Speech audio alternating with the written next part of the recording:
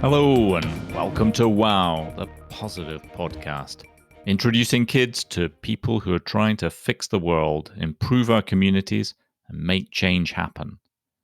I'm Alastair, and I'm here with Clarisse to look at the backstory behind this week's lead article in the WOW newsletter. Don't forget to sign up for free at wow-news.eu.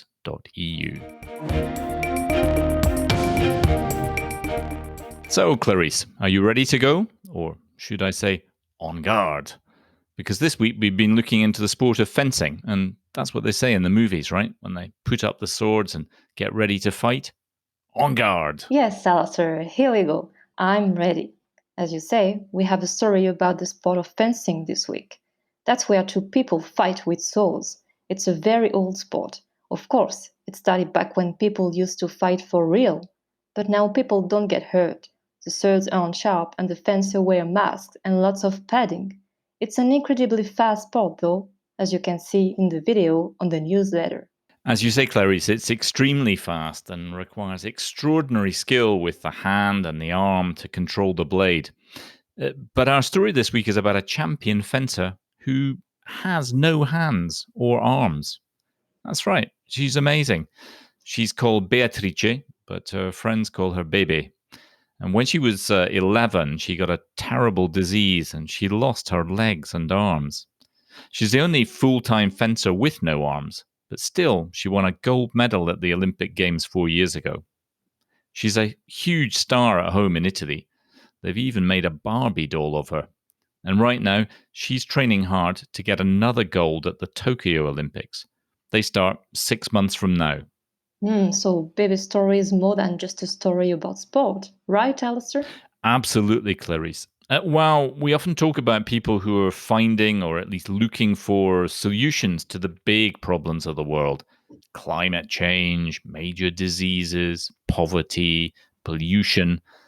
And sometimes we like to look at how people deal with problems that are theirs alone. In Baby's case, there she was at age 11 with what looked to everybody like an enormous handicap to enjoying her life. And so, what was Baby's solution? Well, Clarisse, there wasn't much that a little girl of 11 could do about her physical disabilities. But what so many people find so powerful about Bebe's story is how she found strength inside herself to make the most of her life. And she did it with the help of her family. Oh, yes, I read about how her father helped her. Yes, Clarisse, I love when he recounts what he told this little girl when she asked him if she could still carry on at her fencing club when she came out of hospital. Oh, yes.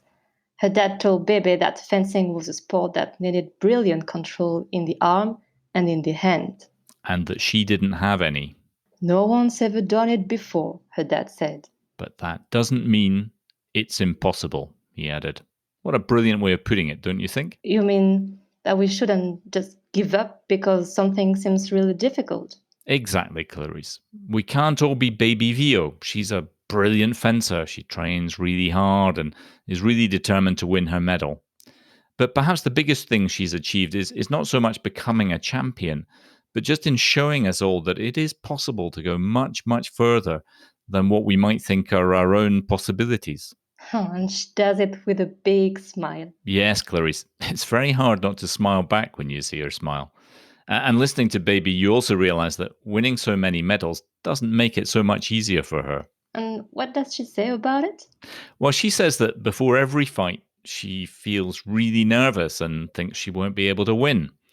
I think we can all imagine that kind of feeling, can't we? When you wonder if you can do something really hard or pass an exam. But Baby has a Yep. solution She for that. takes a big, deep breath, she says. And that makes everything seem lighter. She puts on her big fencing face mask, and when she's inside her kit with her sword screwed into her plastic arm and she's strapped into her wheelchair, she feels that all her family and friends are in there with her, all her teammates and her supporters, and that really helps her. That sounds like a good tip. If you feel nervous, take a deep breath. That's right, Clarisse. Anyway, I think it's time for us to take a deep breath and sign off for this week. Yes, so we hope you've enjoyed hearing about Bebe the Fencer.